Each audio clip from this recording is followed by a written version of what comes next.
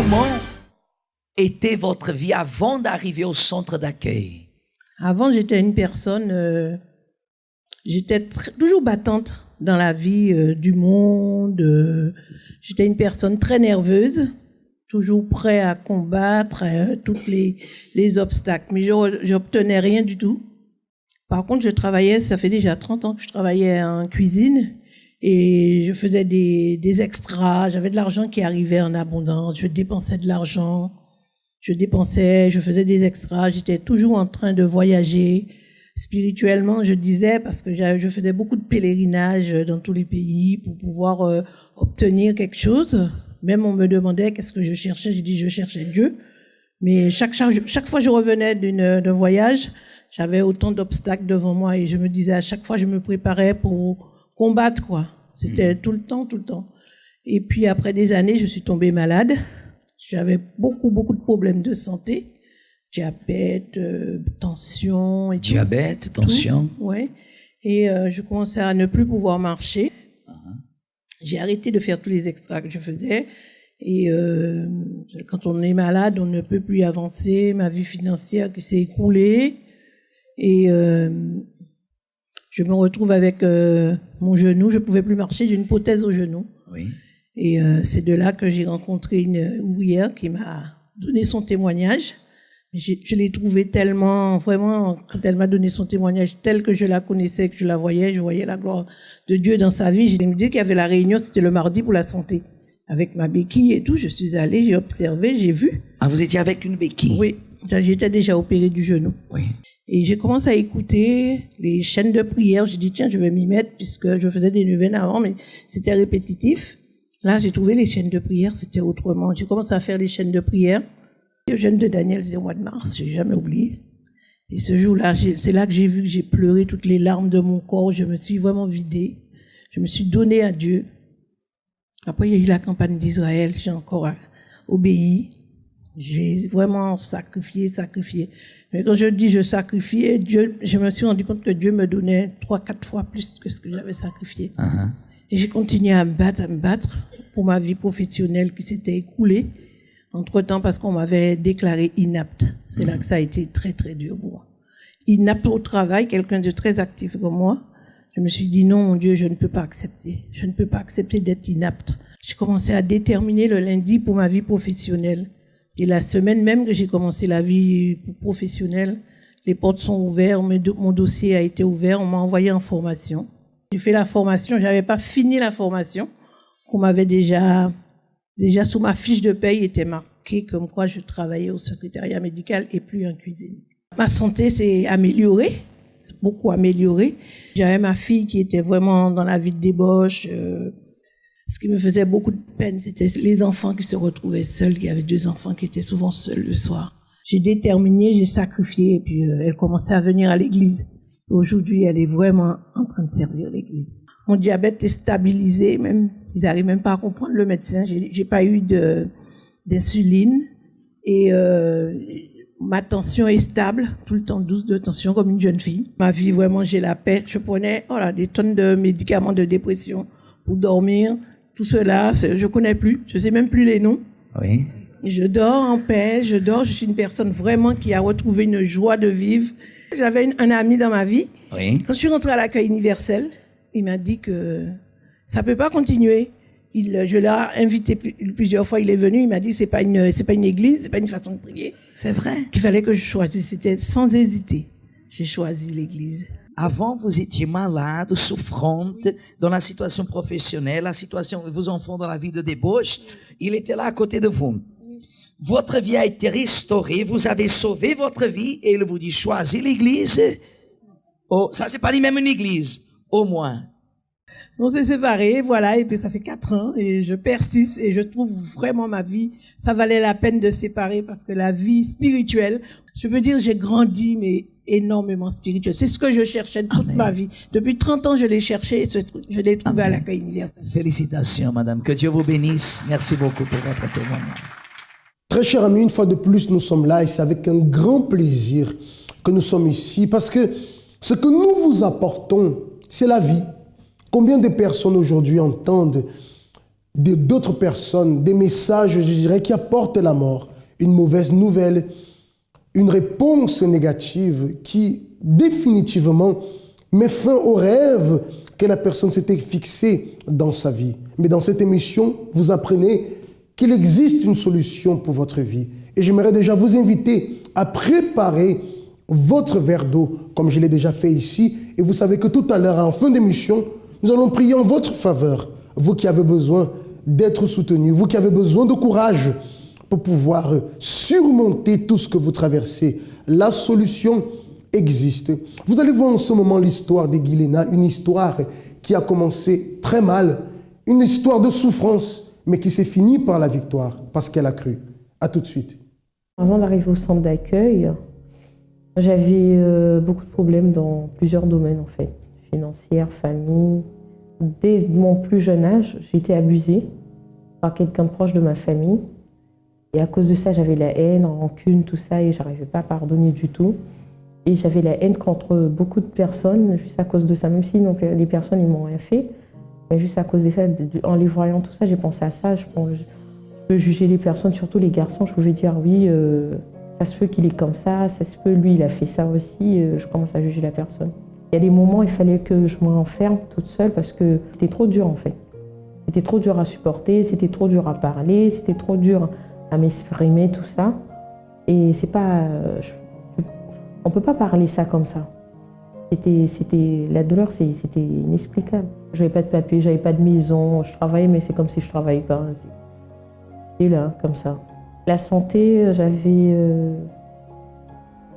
un problème de menstruation en fait. Depuis à l'âge de 14 ans, quand j'ai eu mes règles, c'était toujours les 15, 8 jours, plus, pas 5 ou 3 jours normalement. Ça devait être 3 jours, 4 jours, mais pas plus. Mais moi, c'était 15, 8 jours. Tout le temps, c'était comme ça. Tout le temps, c'était comme ça. Ça me fatiguait beaucoup. Tout le temps, à cause de ça, j'étais anémie, manque de fer. Tout le temps, j'étais malade. À l'intérieur de moi, il y avait trop de haine. Il y avait la haine, il y avait la souffrance, il y avait la colère, il y avait la rancune. Je me suis renfermée sur moi. Et ça, je ne partageais pas à personne parce que je me dis, bon, ça, c'est pas le problème des gens, c'est mon problème à moi. Et j'ai gardé pour moi. Tout ça, c'était à l'intérieur de moi. J'ai été invitée par une copine à moi. Comme elle savait que je travaillais tout le temps, elle m'a dit il y a une église qui est ouverte tous les jours. Et elle m'en a expliqué et c'est là que je commence à venir. Pour mes papiers, quand je suis arrivée, je commence à faire le chaîne de prière, tout ça. J'ai dit mais je travaille, mais c'est pas sur mon nom. Ça veut dire là, je ne dois pas accepter cette situation. Du coup, j'ai été au travail. J'ai dit bon, je vais dire la vérité. J'ai été voir mon patron. J'ai dit oui, voilà, j'ai travaillé, mais c'était pas sur mon nom. Et là, il m'a vu, il a dit, bon, ça fait un moment que vous êtes avec nous, tout ça. Je veux vous prendre un avocat, tout ça. J'avais fait la campagne d'Israël et j'ai persévéré jusqu'à ce que, après la campagne d'Israël, là, j'ai dit non, c'est tout ou rien. Et là, j'ai eu mes papiers, tout ça. Par rapport à ce jeune de Daniel, j'ai pris conscience.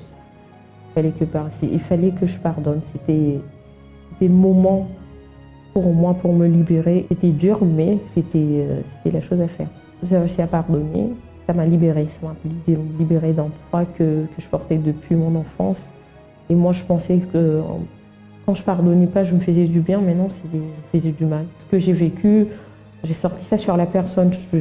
Chaque personne, surtout un garçon que je vois devant moi, c'était la personne qui m'avait fait ça. Même si la personne, elle n'a rien fait, mais j'ai fait payer à la personne. C'était pas bien, mais j'arrivais pas à me contrôler en fait pour faire autrement. La souffrance qui était à l'intérieur de moi, c'était ma façon de m'extérioriser en fait. Maintenant, j'ai pardonné à l'intérieur de moi, non, ça n'a rien à voir du tout. C'est plus colocation, problème, tout ça. J'ai mes clés, je rentre. Par rapport à ma santé, en fait, comme j'avais problème de menstruation, et maintenant, j'ai plus ça. Maintenant, j'ai mes règles normales. Et comme tout le temps, j'étais vraiment toujours fatiguée pour des médicaments, pour trucs. Et là, ça va mieux. Avant d'arriver au centre d'accueil, j'étais quelqu'un qui, dès l'enfance, avait des principes, des bases, certaines valeurs par lesquelles j'ai gardé. Suite à un problème, on va dire, familial, j'ai dû connaître un déménagement. Mais ce déménagement-là, ça Ça m'a, on va dire, ça a un peu changé mon quotidien, qui fait que j'en ai souffert. Tout ce qui se passait, tout ce bouleversement-là, on va dire en un coup de la vie, a fait que, bon, à l'intérieur de moi, j'ai eu un mal-être qui fait que dehors, entre nous les jeunes, je m'emportais vite et j'avais une certaine colère qui fait que j'avais pas mal d'altercations. Mais bon, ça, c'est quelque chose que j'aimais pas. J'aimais pas être comme ça, mais je le montrais pas aux gens. Malgré que j'ai grandi dans un quartier ou quoi que ce soit, moi, j'étais un jeune, je savais que non, moi, c'est la réussite, c'est l'école, je dois aider mes proches qui m'ont fait grandir jusque-là. Donc, le moment le plus difficile, c'est arrivé quand j'ai commencé un peu à sombrer dans ma vie scolaire.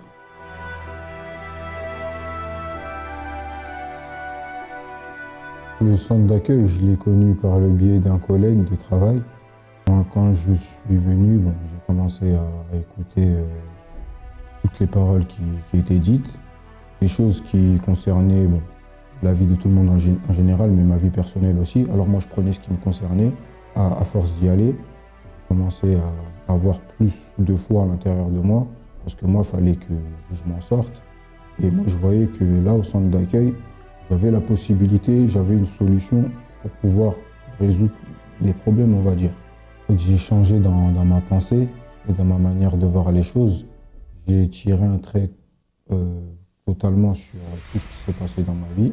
J'ai eu la force de pardonner à des personnes et aussi à chercher le pardon de certaines personnes. J'ai eu la chance de rencontrer des gens et de leur demander pardon des choses qui ont pu se passer auparavant.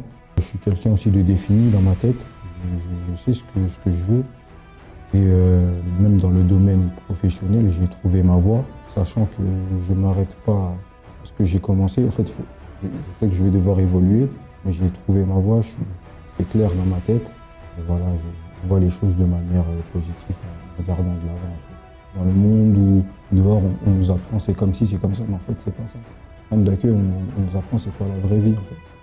Très cher ami, peut-être vous pensez qu'il est impossible pour vous de sortir de cette vie difficile dans laquelle vous vivez en ce moment. Peut-être parce que vous avez entendu des personnes dire que pour vous, il n'y a pas de solution, que vous êtes un cas perdu, que c'est impossible. Et jusqu'à aujourd'hui, vous vivez. Et dans votre esprit, ce sont ces paroles de mort, si je peux utiliser cette expression, que vous gardez. Mais ici, dans cette émission, ce que vous recevez, ce sont des paroles de vie. Nous ne sommes pas en train de vous dire que peut-être la chose va changer. Nous affirmons que votre situation va changer si vous prenez en considération ces paroles que nous vous donnons et si vous êtes disposé à lutter, si vous êtes disposé à vous battre. Vous voyez que Guilena a pris à cœur ce qu'elle a reçu, une vie catastrophique, une vie de souffrance, mais elle a mis en pratique et sa vie a totalement changé. La vie de Kessia aussi, de Mélicia, pardon, aussi, a connu la même transformation parce qu'elle a écouté et elle a lutté. Donc, avant d'arriver au centre d'accueil, j'étais une personne mal, mais ça se voyait pas extérieurement. C'est-à-dire que dans mon entourage ou à l'école, on savait pas particulièrement que j'étais mal, mais je l'étais. J'étais pas bien à l'intérieur de moi. J'avais ce désir-là de mourir. J'avais ce désir-là. Je voulais mourir. Je voyais que je servais à rien, que j'avais pas d'ambition, mais étant même petite, hein. Il y a plusieurs situations qui ont fait que je veuille aussi, que je n'ai pas d'ambition pour ma vie ou quoi, puisque très petite, en fait, j'ai été séparée de ma famille, j'ai été séparée de ma mère. Donc, j'ai vécu en famille d'accueil. Et ça a été très difficile pour moi d'être séparée de ma famille, d'être coupée, en gros, de mon milieu. Donc, je sais qu'après, à travers cette séparation, j'ai forgé en moi un caractère, j'ai forgé en moi une façon de penser qui était très dure au point que mon entourage, ma famille même me comprenait plus. Donc, ils faisaient tout pour moi. J'allais voir le psychologue, j'allais voir on m'a ramené dans plusieurs. On m'a ramené plusieurs psychologues, marabouts, puisque je me suis forgé en fait un comportement dur Et surtout, en fait, ça exprimait vraiment mon mal-être à l'intérieur de moi. Moi, je disais toujours, dans ma tête, personne ne savait, mais c'était une sorte de secret. Ma seule ambition, c'était vraiment à l'âge de 20 ans, mais moi, je ne serai plus sur cette terre, je vais mourir, je vais tous les laisser. Donc, c'était cette Mélicia-là que j'étais. Mais bien sûr, personne ne le savait, puisque c'était en moi. Chaque jour, chaque soir avant de me coucher, chaque matin avant de me lever, je pensais à ça. Pour moi, le moment qui a été vraiment le plus difficile, ça a été vraiment la séparation, donc avec ma famille, le fait d'être séparée de ma mère, de mes proches, très jeune, et pendant presque 18 ans, ça a été le moment, j'ai envie de dire, le plus traumatisant pour moi. Donc ça a été ça le moment le plus difficile. J'en pleurais tous les soirs. Le seul moyen que j'avais pour parler à ma mère, c'était par lettre, même pas par téléphone, ou quelques visites, c'est tout. Combien de personnes qui sont dans le cas dans lequel se trouvait Mélicia, où justement à cause de sa grande souffrance, elle voulait mettre fin à ses jours? Peut-être ça c'est votre cas, cher ami. Vous pensez à mettre fin à vos jours parce que vous pensez que tout est fini pour vous, parce que tout ce que vous avez entendu jusqu'à présent, vous condamnez à la souffrance. Mais aujourd'hui, vous entendez quelqu'un qui vous dit, qui vous affirme littéralement qu'il y a une solution pour votre vie. Qu'attendez-vous pour prendre une décision? Vous avez en ce moment le numéro de téléphone qui est affiché sur le bas de votre écran. À vous d'appeler. Ou alors, nous vous invitons mercredi, dans tous les centres d'accueil, nous serons là pour vous aider. Pour vous qui êtes déterminé, la solution existe pour votre vie. Mélicia a saisi son opportunité et sa vie a été totalement transformée, comme la vôtre peut l'être aussi. Donc j'ai connu le centre d'accueil à travers un proche parent qui a invité en premier ma mère et ensuite toute la famille, on est venu par la même occasion. Donc en connaissant le centre d'accueil, j'étais très sceptique puisque je me suis dit c'est encore un endroit où on dit que je vais changer, que je vais être bien. Mais bon, on m'avait déjà dit ça en faisant plusieurs choses, en allant voir aussi le psychologue. Mais bon, pour moi, je me sentais toujours mal de l'intérieur.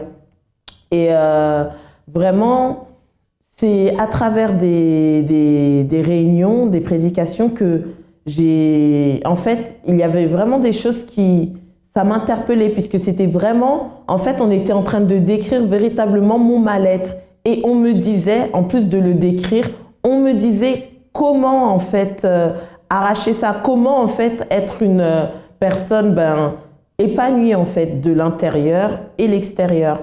Et donc là, j'ai commencé à participer à des chaînes de prière.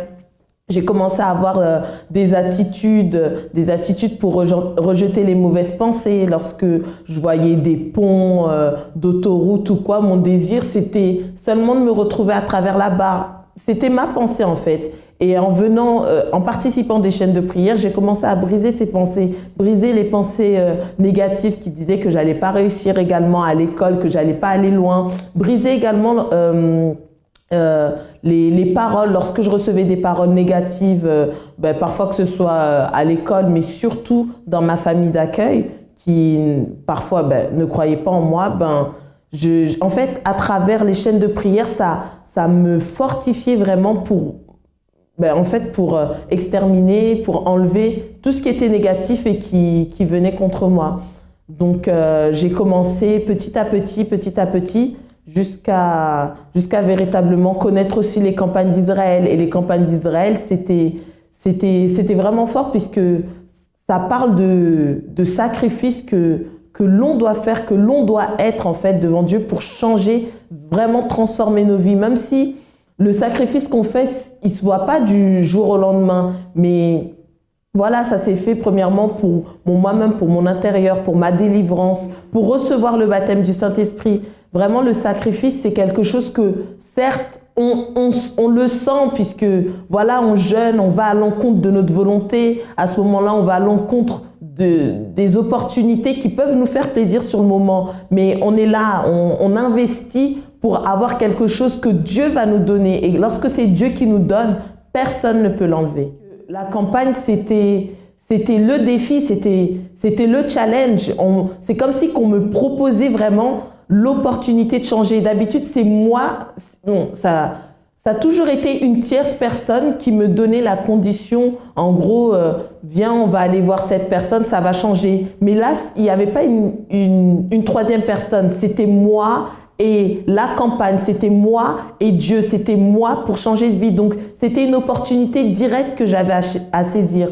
Et pour moi, la campagne d'Israël représente ça en fait, le défi pour changer la situation dans laquelle que je veux avoir, que je veux changer, que je veux modifier.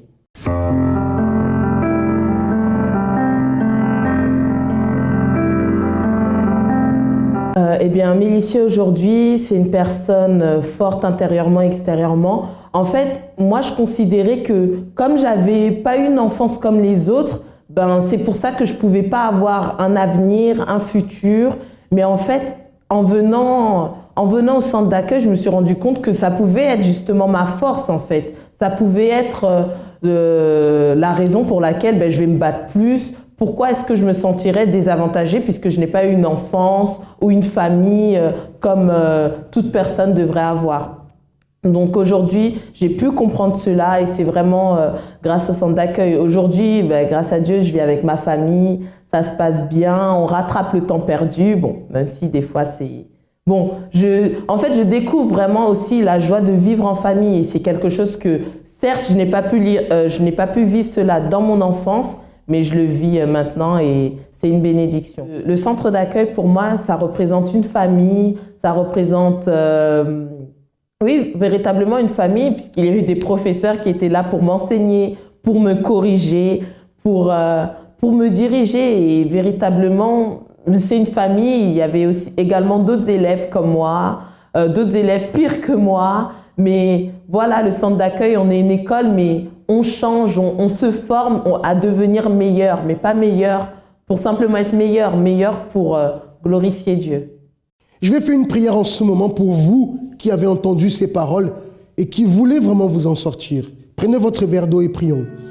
Seigneur mon Dieu et mon Père, que toutes ces personnes qui sont liées avec nous en esprit de prière et qui n'acceptent plus la souffrance dans leur vie, mais ne savent pas comment faire, mon Dieu, qu'elle soit visitée en ce moment par toi. Viens fortifier cette personne à travers cette eau que nous bénissons, que nous consacrons. Et lorsqu'elle boira, mon Dieu, qu'elle reçoive la force, le courage de 1, venir dans ta maison et de 2, lutter pour sa propre vie. Au nom de Jésus. Amen. Buvez avec foi de cette eau. Et je crois de tout mon cœur que vous recevez la force pour vous en sortir. Et mercredi, nous vous attendons alors dans les centres d'accueil pour un nouveau départ pour votre vie. À très bientôt. Comment était Manuela? Ça fait combien de temps que vous êtes à l'église? 1 an et demi. 1 an et demi. 1 an et demi. Oui, 1 an. Je me souviens que vous aviez, quand l'évêque Victor il partait, il a profité de ce moment-là parce que vous étiez à l'église, c'est-à-dire que dans votre enfance, votre père avait prié pour vous. Oui, en fait. Oui, mon père, il était à l'église. Voilà. Et l'évêque, il avait montré l'importance de la prière de la famille. Très bien. Manuela, viens ici un peu plus au centre. Comment vous étiez avant d'arriver au centre d'accueil universel? Avant d'arriver à l'église, en fait, j'étais quelqu'un vraiment perdu. J'avais pas d'identité. Je faisais tout et n'importe quoi. En fait, à quel âge, plus ou moins? On va dire que j'ai commencé à 17 ans, un peu tard, on peut dire, parce que en fait, plus jeune, on va dire entre 15 à 13 ans, enfin, pendant mon enfance, ma mère voulait absolument pas que j'aille en soirée, je m'amuse. Et en fait, tout ce qui était soirée, moi, ça m'intéressait beaucoup, mais ma mère, elle voulait pas, elle était radicale avec moi. Et donc, pendant un moment, enfin, moi, j'étais à l'école, mes amis me racontaient comment ça se passait, ça m'intéressait beaucoup, en fait, mais moi, je pouvais pas. Vers l'âge de 17 ans, voilà. Vous avez goûté. Voilà. Goûté à quoi? J'ai commencé, en fait, à les soirées, l'alcool, j'étais vraiment très, très, très mal. À 17 ans? À 17 ans. 17 ans, j'ai commencé ça. Et par la suite, j'ai commencé aussi rapidement la cigarette, l'alcool, les joints, tout ça, tout le temps. Les joints aussi? Les joints, ah oui, la drogue. La vie nocturne? Tout le temps. C'était un plaisir pour moi. J'arrivais pas en fait à m'échapper de tout ça. C'était trop difficile. De 17 ans jusqu'à quel âge? 17 ans jusqu'à 20 ans. 20 ans. Vous avez vécu 3 ans plongé dans l'alcool. Qu'est-ce que vous buviez, par exemple? En soirée, le whisky, tout, whisky, Tout ce qui était tout ce qui alcool. pouvait être alcool, peu importe. Même quand j'aimais pas, j'aimais bien en fait boire, être mal en fait, être mal. Souvent, on me ramassait en soirée, j'étais vraiment la pire, Ivre. la pire, ivre tout le temps, ouais. Ivre, À partir de 17 ans. à partir de 17 ans. Vous avez connu le monde de la nuit. Le monde de la nuit, le monde toutes les soirées de Paris, j'ai pu les connaître, tout le type de personnes. J'étais vraiment trop mal tout le temps. Comment vous vous sentiez à ce moment-là? En fait, à ce moment-là, je me sentais, on va dire, seule. J'étais beaucoup entourée, j'avais beaucoup d'amis, beaucoup de personnes, mais c'est comme si j'arrivais pas en fait à me sortir de ça. Des fois, je pensais à Dieu, je me disais oui, il y a peut-être un Dieu qui peut changer ma vie, mais j'arrivais pas aussi à m'accrocher à lui. Des fois, même je me disais que peut-être la religion musulmane, plein de choses, je me posais plein de questions. J'étais pas stable dans ce que je faisais et voilà, c'était ça. Et à ce moment, vous avez eu des expériences dans votre vie sentimentale. Comment ça se passait? Oui, j'ai eu pas mal d'expériences dans ma vie sentimentale, que ce soit les garçons. J'ai même connu une fille aussi pendant ma vie. C'était vraiment n'importe quoi. Dans cette période de 17 ans à 20 ans, À 20 ans. vous avez connu plusieurs garçons Plusieurs garçons. Filles? Filles, une seule, oui, une personne. dans le monde de la Dans débauche. le monde de la débauche, j'étais pas stable dans ma façon de penser, réfléchir.